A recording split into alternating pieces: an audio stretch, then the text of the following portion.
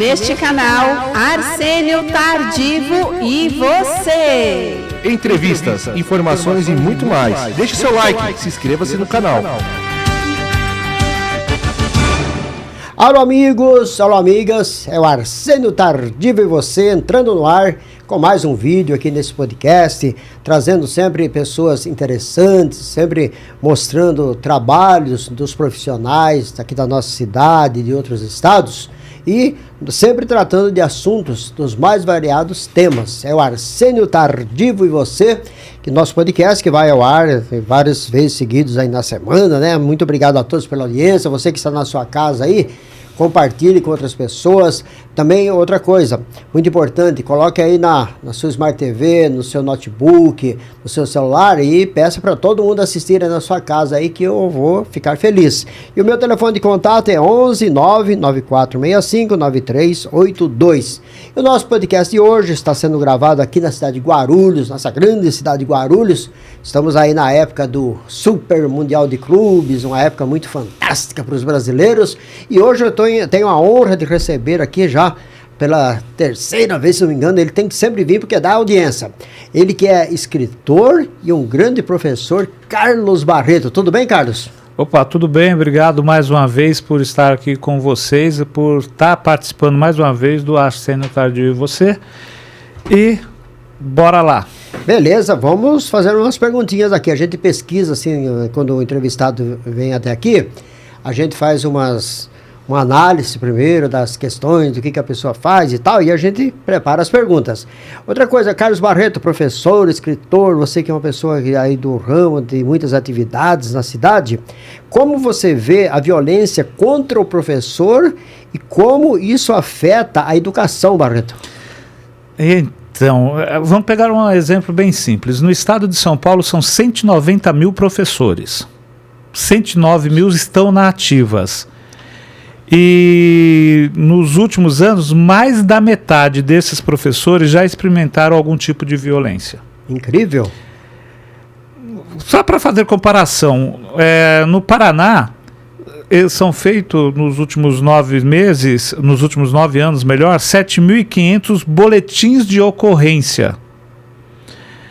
Distrito Federal, a violência alcança 97% dos professores. Santa Catarina é o lugar que tem um sistema estruturado de monitoramento e prevenção disso. Rio de Janeiro e Minas, aí a gente nem fala, apesar que Minas está trabalhando nisso, mas ainda está muito devagar. Em resumo, São Paulo apresenta uma violência crescente, apresenta uma violência ascendente, progressiva e não tem luz no fim do túnel.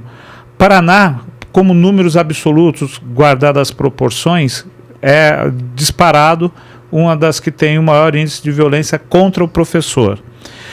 O Distrito Federal, a violência ela está absurda, são 97% dos professores já tiveram algum tipo de violência. Santa Catarina, de todos os estados, é o estado que mais tem políticas proativas, longe ainda do ideal, mas é o que mais tem política. A violência nacional, tanto verbal quanto física, ela está generalizada. Os problemas disso são o síndrome de burnout e tantas outras coisas que afastam o professor da sala de aula. Então, eu vejo, como você perguntou como é que eu vejo isso de forma muito preocupante. Está na hora da gente parar, não pode ser normal o que está acontecendo. Nós não podemos achar normal o que está acontecendo. Beleza, e nem pode também, né? Onde vai parar? Agora, mais uma perguntinha aqui, ó. Os professores, Barreto, eles estão preparados para enfrentar os problemas emocionais numa situação dessa? Não. A resposta poderia ser simplesmente não e já mataria isso, mas é um pouco mais preocupante. Por que não? A formação inicial ela é pouco voltada nas competências emocionais. Você não vê competências emocionais na formação de um professor e nenhum tipo de disciplina. Não há disciplinas focadas no desenvolvimento emocional do professor. Então a gente tem um problema grave aí. A ausência de suporte psicológico nas escolas. Quando tem para o aluno, não para o professor. A alta pressão e sobrecarga gera esgotamento, mas a alta pressão e sobrecarga ela está ligada ao quê? A demanda burocrática, salas superlotadas, inclusões sociais. E aí eu quero fazer um adendo, porque senão vão falar que eu sou contra a inclusão. Não é isso. Se a gente levar duas pessoas, uma com o pé quebrado e uma com doença pulmonar no médico ao mesmo tempo, ele vai conseguir atender os dois ao mesmo tempo? Não vai, né? Não vai. Agora imagina isso dentro de sala de aula com 30 alunos e você colocar 4, 5 crianças com necessidades especiais. O que eu quero dizer com isso é o seguinte, não é só a classe superlotada, precisa haver dentro desse processo, e vocês entrevistaram aqui, você entrevistou a Vivi Macedo e ela coloca isso muito bem, a presença em sala de aula para dizer que está fazendo inclusão social de crianças atípicas, não é inclusão social. É uma aberração que estão fazendo com a educação e principalmente com a educação dessas crianças. Você junta tudo isso aí, você ainda tem o despreparo para lidar com as demandas emocionais do aluno. E os professores são frequentemente colocados em escola como um aparelho de escuta dos problemas sociais, familiares, psicológicos. E ter a formação ou ferramentas adequadas para isso é fundamental. Você junta tudo isso ainda com os dados que reforçam isso. Vou dar um exemplo, vai. A pesquisa do Instituto Península de 2021 revelou que 88% dos professores brasileiros se sentem sobrecarregados emocionalmente. Meu Deus. 88% dos brasileiros. Isso agora, 2021, a gente está em 2025, já faz 4 anos isso. E aí essa sobrecarga aumenta. A revista Nova Escola, em 2022, ela colocou que 61% dos professores afirmam que nunca receberam nenhum tipo de formação de saúde emocional. E aqui eu quero dizer uma coisa, eu trabalho com desenvolvimento humano desde 2020, com o PNL, focado em professores desde 2018, escrevi 2 livros, estou escrevendo o 3º livro sobre educação, e todo momento a gente vive levando para as escolas condições de trabalhar isso, foi desenvolvido até o curso Practitioner Educacional, que é o básico do básico de programação neurolinguística, para o professor ter condições de assimilar todos esses problemas sociais e direcionar o seu trabalho. E isso foi encaminhado para a SEDUC. A SEDUC sempre devolve, não, nós temos o núcleo disso, mas você vai atrás do núcleo, nunca tem uma resposta. A Organização Mundial de Saúde, para você ter uma ideia, ela já aponta como síndrome do Mornal como uma pandemia no meio educacional. Ou seja, era para nós estarmos olhando isso aí com muito mais cuidado, com muito mais preocupação. E, no entanto, a gente está achando normal, né? Com isso, o impacto na educação, que é o que você perguntou. Aumento do adoecimento mental dos professores, que causa ansiedade, depressão, estresse, redução do engajamento e a qualidade da prática pedagógica. E a gente tem que lembrar que a prática pedagógica é a principal ferramenta. Crescimento de evasão profissional. Muitos alunos desistem da carreira. Só para ter uma ideia, está previsto que nos próximos 10 anos não vai ter professores. Alguns estudos já apontam que a falta de professor, que hoje já é de 40 mil na rede pública, vai ser muito maior nos próximos 10 anos. A relação frágil entre professor e aluno dificulta um processo de aprendizado e convivência. E essa relação frágil aqui, a gente pode colocar o que a SEDUC aqui em São Paulo fez, a Prefeitura de São Paulo também fez, a avaliação 360. O aluno, e aí eu quero fazer um parênteses, né? O aluno vai avaliar o professor. Como que ele vai avaliar o professor? O professor avaliar o aluno tem um monte de métodos pedagógicos e ferramentas pedagógicas para que isso aconteça. Agora, como que o aluno vai... Eu te dei nota baixa, eu questionei a tua participação, fiz com que você participasse disso de forma mais intensa. Qual é a nota que você vai me dar? Baixa. Então, qual é o critério? Então, tudo isso leva a educação para um lugar que é difícil de se ver, né? E o que é necessário fazer? Incluir disciplinas socioemocionais, criar programas permanentes de apoio psicológico ao professor, oferecer formação continuada, e a formação continuada para o professor é fundamental. E a gente não vem vendo isso junto dos governos que tem por aí. É incrível. E outra coisa, professor Barreto, mas quando realmente começou os problemas de violência nas escolas? A gente precisa professores, escola e professores. A gente precisa dar um passo atrás aí e entender uma linha do tempo. Nos anos 80, tem as primeiras discussões sobre indisciplina, desrespeito e dificuldade de convivência escolar. Estou falando anos 80, a gente terminou na nossa ditadura ou regime militar, como alguns chamam, em 84. Final dos anos 80, a gente começa a ter problema de disciplina em sala de aula.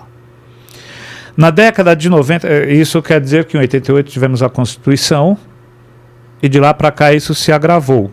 Na década de 90, as escolas começaram a perceber o aumento da situação da violência e aí não tem direita ou esquerda, é um fato. No final da década no início da década de 90, isso começou a acontecer e virou uma coisa meio que estrutural nas escolas. A gente precisa lembrar de uma coisa. O ECA, o Estatuto da Criança e Adolescente, ele surge em julho de 1990. Então, uma coisa que era para proteger crianças abandonadas acabou virando uma ferramenta que hoje é utilizada de forma muito errada por juízes, desembargadores e toda a rede social de proteção à criança. Inclusive contra a própria educação. A LDB, a nova LDB, é de 96. Então, também na década de 90. Na década de 2000, houve aumento expressivo dos registros da violência contra o professor. Olha o que a gente tem. Final da década de 80, Constituição 88. Década de 90, as escolas percebem a violência. Década de 90 também, início, o ECA. Em 96, a LDB, a que se chamou a nova LDB, que já não é mais nova. Em 2000, tem um aumento expressivo da violência contra o professor. Em 2010, em diante, os casos de violência física e até atentados ganharam repercussão social. A mídia ganhou isso. A lei da palmada, a gente não pode esquecer também, que é de 2000 e julho de 2014. A lei da palmada. Então a gente tem um monte de coisa acontecendo que vai trazendo essas estruturas. Após pandemia 2020 e 2025, houve aumento das agressões, principalmente as agressões psicológicas. Em 2024, agora, ano passado, finalzinho do ano passado, nós tivemos a alteração da LDB e teve 3 leis que alteraram.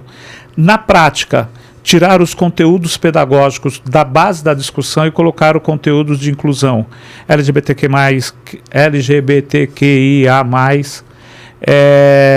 inclusões sociais, movimentos sem termo, e tirar os conteúdos pedagógicos. E dentro de tudo isso, ainda não falei que teve também a história da progressão continuada. Você tirou o mérito. Quando a gente fala de meritocracia, o pessoal, não, é porque é regime militar. Não, não é isso. É você ficar satisfeito com a sua conquista. Quando você tira isso de um adolescente, quando você tira isso de uma criança, ela perde caminhos essenciais. E aí a gente vai entrar na neurociência, na neuropsicopedagogia, que são outras coisas para serem discutidas. Então não é uma coisa que começou agora. Ela vem... Muito tempo. De muito tempo. Perfeito. E outra coisa, professor, por que a violência cresceu tanto nos últimos anos nas escolas? A gente pega todo esse contexto que eu acabei de falar agora. Aí você tem a destruição familiar social, fragilidade da autoridade do professor, sem apoio institucional adequado, falta de políticas eficazes de convivência escolar, avanço das tecnologias e do cyberbullying, a desvalorização do profissional, o que gera perda de respeito de autoridade simbólica. E quando eu falo de autoridade, eu estou me referindo a todas as autoridades, pai e mãe,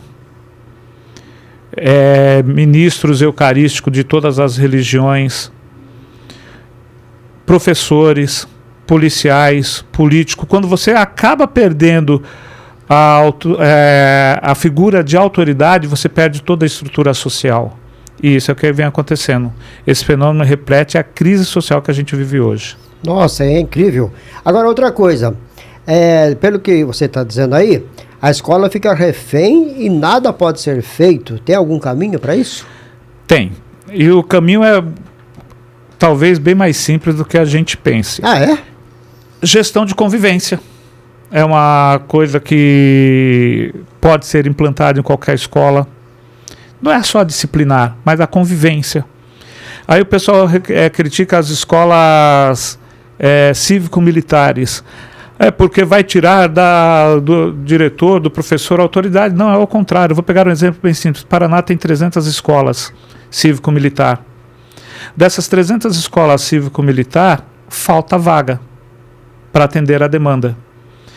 E a coordenação pedagógica permanece a mesma, a direção pedagógica é a mesma, os professores são os mesmos. Não mudou nada. A única coisa que mudou foi o regime de respeito ao próximo. O investimento a pessoa fala, não, mas é que vai pagar, mas não, o investimento é o mesmo nas escolas. Não, não é. O investimento na escola cívico-militar, ele acaba sendo maior no primeiro momento, porque você precisa reestruturar o ambiente, mas ele no médio e curto prazo, ele já se paga, porque você para de ter que ficar pintando por causa de pichação, quebra de móveis, tudo. Então você tem, numa forma muito rápida, isso de volta. O fortalecimento da autoridade pedagógica é uma coisa para se fazer, apoio emocional institucional, mediação de conflitos, e aí é preparar os professores para fazer isso, envolvimento da família e da comunidade. A escola, ela pode ser uma ilha, mas ela precisa ser comunidade. Protocolos, claro, de segurança e intervenção, formação dos professores para habilitação social em gestão de conflitos. Exemplos de escola que dão certo, São Paulo, Pernambuco, Paraná, tem várias. Que implementaram um programa de mediação de conflito e reduzirem até 60% dos casos de violência. Ah, é? Então, nós temos bons exemplos, basta segui-los. Mas a gente quer seguir os bons exemplos, essa é a questão. Guarulhos, aqui no Centro do Professorado Paulista, nós temos todo ano, e eu já falei isso em um dos podcasts, as boas práticas pedagógicas. E nós temos muitas práticas pedagógicas muito boas. Conclusão: quando a escola é abandonada, quando o sistema é abandonado, quando as famílias abandonam tudo, não tem como fazer isso. Você precisa resgatar tudo isso para poder transformar. Puxa vida, é incrível. Agora, Barreto, qual o melhor tipo de educação ou um método pedagógico para enfrentar esse problema? Não tem o melhor. Tem o que funciona na escola. Não existe o melhor. Tem o que funciona na escola. Simples assim. Tem escola que o sistema tradicional vai ser importante, tem escola que o sociocultural vai ser importante. O ideal é você trazer o método Missuri no primeiro momento do aprendizado, depois você trazer o sociocultural e depois o construtivismo na terceira etapa. Agora, como que vai fazer isso? Depende de cada escola, depende de cada realidade. Legal, legal. Agora, outra coisa. Então, o que a escola pode fazer para auxiliar o professor nesse exato momento, assim, a longo prazo, mais a curto prazo? O que você acha? Implantar um plano de convivência escolar. Apoio psicológico e emocional do professor. Fortalecer a gestão participativa. Oferecer formação continuada. Ativar a rede de proteção. E aí, ativar a rede de proteção é Conselho Tutelar, Ministério Público, CRES, CRAS, CAPES, Polícia Comunitária, Assistente Social, Saúde Mental do município. A violência não pode ser tratada como um problema isolado de algumas pessoas. Ela não pode ser tratada como um problema normal, que é o que a gente está tendo. Criar protocolo de atendimento à violência, que é identificar o problema, registrar oficialmente que aquele problema existe na escola, sim, porque enquanto você não assumir que existe o problema, você não vai trabalhar em prol dele, você vai ficar refém dele. Apoiar o professor imediatamente, e apoiar o professor é você ativar as redes de proteção que eu acabei de falar, acionar a família e toda a rede de proteção. Isso vai garantir o acompanhamento psicológico do professor e, se preciso, do aluno também. Sem interromper você, a família colabora bastante? De uma maneira geral, não, por causa da educação permissiva que a gente tem.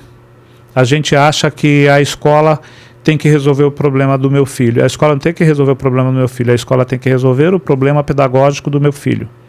problema da educação é um contexto maior que passa por aquela falta de autoridade que a gente falou. Certo. Ô Barreto, o professor Barreto, escritor, professor Carlos Barreto, pode quiser citar mais alguns detalhes aí, você ainda temos ainda um tempinho, pode falar, deixa uma mensagem para os nossos internautas. Então, deu tempo, hein? Deu tempo. Em vídeo gravado. As atividades práticas, como círculo de conversa, é importante. Saber desafiar o aluno para ele ter vontade de aprender é importante. Tem uma coisa que a gente faz dentro dos treinamentos, que é ensinar o método de combate para os alunos. O que é o método de combate? É ver porque quando você coloca como desafio, você traz a necessidade de aprender. E você fazendo isso, você traz a obrigatoriedade de estudar. Mas aí passa a ser uma escolha do aluno, não uma obrigação do professor. Todo esse processo educacional, ele é importante justamente por causa disso. Permitir com que o aluno aprenda do jeito dele, no tempo dele, é fundamental, mas o professor precisa incentivar isso. Só que para o professor fazer isso, ele precisa de capacitação. E o practitioner educacional é a base desse processo socioemocional nas escolas. Perfeito. Barreto, deixa suas redes sociais aí para o pessoal. Então, se vocês quiserem saber aí mais sobre esses temas, tem o carlosbarreto.com.br que você pode acessar, e aí no Instagram o C Barreto Treinamento, que você pode acessar, pode ver, pode participar sempre que necessário. E, mais uma vez, se não levarmos a formação para o professor nas escolas, não tem como fazer. A gente podia aproveitar esse recesso escolar para treinar os professores. Você que é diretor, pense nisso, entre em contato com a gente. Perfeito. Muito obrigado, professor Carlos Barreto, né? E a gente espera contar com você mais vezes aqui. E as portas estão abertas. Agradecer o Aber, nosso grande produtor, e a você pela presença hoje, que estamos gravando um pleno sábado aqui em São Paulo, né? E Abnes, mais uma vez, Abnes, né? Abner, mais uma vez, obrigado aí por apoio. Um abraço, fiquem com Deus, até Beleza. breve. E nós vamos ficando por aqui, até o próximo vídeo. Obrigado, tchau Brasil, até você que está em outros países aí, muito obrigado a todos. Fiquem com Deus, o Arsênio Tardivo e você.